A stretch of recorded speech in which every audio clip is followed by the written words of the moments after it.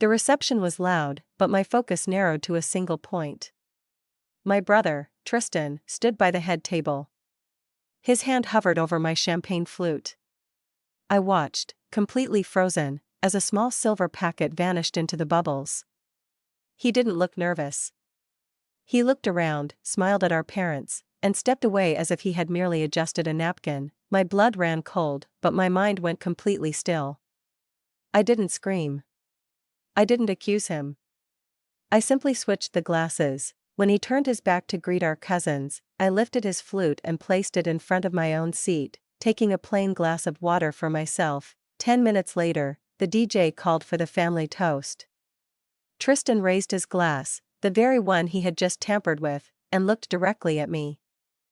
"To my little sister," he said, his voice dripping with fake warmth.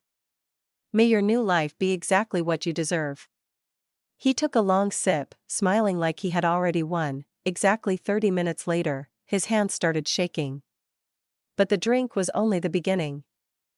Tristan had always been the son our family orbited.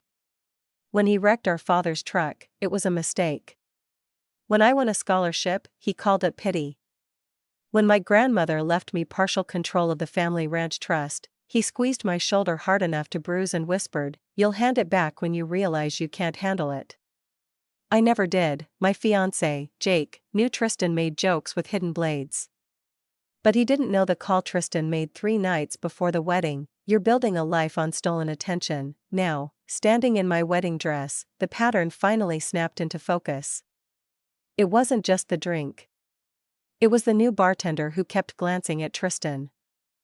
It was my best friend Lily pulling me aside to say Tristan was interrogating the videographer about the slideshow. It was a sudden, vicious text in a private family chat accusing me of stealing from the ranch trust. The old Alyssa would have cried in the restroom. The woman in the dress just watched him. He didn't just hate that I had attention. He needed me disgraced. If he could make me look unstable with a spiked drink and dishonest with fake documents, he could destroy my credibility before the missing trust money he'd been hiding was ever discovered. He hadn't planned a prank. He had planned a public execution of my character. And he had mistaken my silence for stupidity. Lily found me near the dessert table, her phone pressed tight against her chest. "You need to see this," she whispered. A message had been sent to 12 relatives in a private family chat.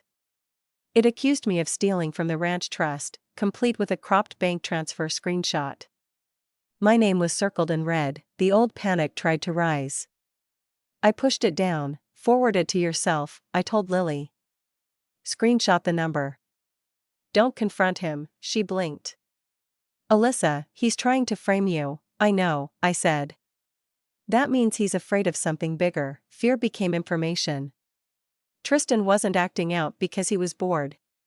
He was building a case. Lily then told me Tristan had been questioning the videographer about the slideshow. I turned too fast, my veil catching on a chair. Across the room, Tristan stood by the projector, pointing at a laptop while the videographer looked confused. I moved with purpose. I found Denise, the venue manager, and asked quietly, "Who was working the bar tonight?" The name tag said Martin, but our contract listed Grace Delgado. Within minutes, Denise confirmed Martin had arrived with a temporary badge from a forwarded email, Tristan's email. I didn't handle this alone. I asked Lily to find Jake. I asked Denise to document everything. We gathered the real bartender's contact, preserved the fake messages, and prepared the trust documents. Tristan thought I was standing alone. He was wrong. Jake found me behind the floral arch. His face held a calm, quiet fury. Lily had told him everything. He took my hands and asked the only question that mattered. "Do you want to leave?" That question nearly broke me. For the first time that night, someone gave me a choice instead of a role. I could have walked away. I could have let the reception collapse into whispers, but leaving would give Tristan exactly what he wanted. A runaway bride, a suspicious story. I shook my head. "No. I want our first dance," Jake nodded. We walked back to the floor. For 3 minutes, I let myself feel the life Tristan had tried to steal. Jake held me like I wasn't a scandal, just his wife, halfway through the song. He whispered the status report. Denise has the bartender's statement. The videographer is ready. Your grandmother's lawyer is on speakerphone in the office. Tristan had underestimated everyone I loved. When the song ended, I looked across the room. Tristan was gripping a chair, sweating, his polished mask finally cracking. He mouthed 2 words at me, sit down. I smiled, lifted my bouquet, and mouthed back, go ahead. At exactly 9:15, the lights dimmed. Tristan stumbled toward the microphone, his voice dragging slightly. I prepared something special, he announced. Behind him, the projector flickered to life. A folder appeared, the truth about the bride. The first slide showed a cropped bank transfer. The next, a photo of me leaving my grandmother's lawyer's office. Then, a bold line of text, she stole from the ranch trust. Gasps rippled through the room. My mother made a strangled sound. Tristan opened his arms like a preacher delivering judgment. I couldn't let my sister start a marriage built on deception, he lied. I stepped forward. Pause it, I said. Tristan blinked. No, keep going. Pause it, I repeated, louder. The room turned toward me. My voice did not shake, and that alone changed the energy. Since my brother wants honesty, I said, let's have all of it. Lily walked to the projector and inserted a flash drive. The screen changed. Now the full bank transfer appeared. Not cropped. Beside it was the insurance reimbursement, the contractor invoice, my father's signature, and the lawyer's approval. That's my signature, my father whispered. Yes, I said. Because you approved it. Before Tristan could recover, the speakers crackled. My grandmother's lawyer, Margaret, spoke through the audio link. For the record, Alyssa Hayes did not steal from the trust. The documents displayed by Tristan were incomplete and misleading. Furthermore, my office has been investigating unauthorized access to these records. The room went dead silent. Tristan's jaw tightened. She's manipulating this, he snapped. Then let's ask the bartender, I said. Denise, the venue manager, stepped forward with Martin, the fake bartender. She held up her phone. I have his recorded statement, she said calmly. Mr. Hayes paid him $500 to replace our staff, alter the slideshow timing, and handle the drink. Tristan looked from Martin to our parents. For once, his charm had nowhere to land. I was trying to protect the family, he pleaded. I looked at him, then at the guests. For years, I was told to keep the peace by staying quiet. But I learned something tonight: silence doesn't create peace. It creates room for the loudest liar. My father stepped forward, his voice rough. No, son. You did this to yourself. Security moved in, not with drama, but with quiet, procedural finality. Lily clicked the laptop again. The screen changed. The folder title was no longer his. It was mine. What Tristan didn't want found. The first document was a loan notice with my father's signature. But my father had been in the hospital recovering from surgery the week it was dated. The second file showed a line of credit opened against ranch equipment. The third showed a forged authorization to liquidate a trust investment my grandmother had specifically protected from him. Tristan went pale. Dad, I was going to fix it, he stammered, his voice cracking. The investment failed.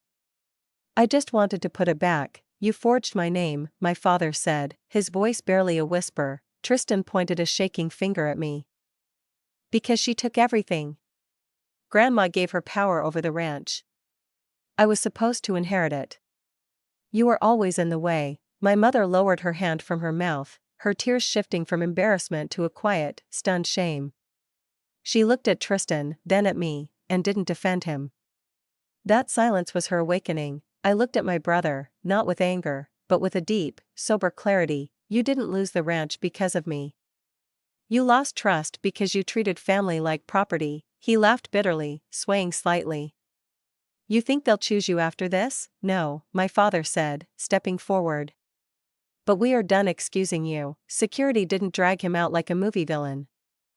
They simply asked him to come with them for a formal statement. No grand exit. Just consequences. After Tristan was escorted out, the barn didn't return to celebration right away. Jake took the microphone first. He didn't make a speech about family healing. He simply said, "My wife and I need 5 minutes." When we returned, I walked to the center of the floor. "I know this isn't the reception any of us expected," I said. "A few minutes ago, my brother tried to convince you I was dishonest. Some of you believed him. Some hesitated. I will remember both." I looked at my parents. "I am not asking anyone to hate my brother. But I am not asking anyone to excuse him. Love without accountability is just permission to hurt people twice." I turned to Jake. "I married a man tonight who cared more about my choice than a perfect party. So, here is my choice. We are cutting the cake. We are having our dance. We are finishing this wedding, not because nothing happened, but because I refuse to let the worst person in the room decide how this night ends." That was the first time the guests clapped. Not wildly, but steadily. Like people finally choosing the right side. Near midnight, my father handed me a folded envelope. "Your grandmother's attorney gave this to me months ago," he said. "She said I'd know when it mattered." Inside was a handwritten note and a trust amendment. My grandmother had documented Tristan's debts and restricted his access years earlier. She had also written one sentence that made my throat close: "Alyssa does not need the family to give her strength. She needs the family to stop punishing her for having it." My father read it over my shoulder and finally understood the cost of his favoritism. "I failed you," he whispered. I wasn't ready to forgive him. But I was ready to stop carrying his blindness as my burden. Jake and I kept one wedding photo framed in our living room. Not the posed one. The one after the final dance, when I was laughing like the night hadn't beaten me, because it hadn't. Your worth isn't determined by the people who refuse to see it. If you've ever had to choose yourself over a family that couldn't, tell me below. I read every comment.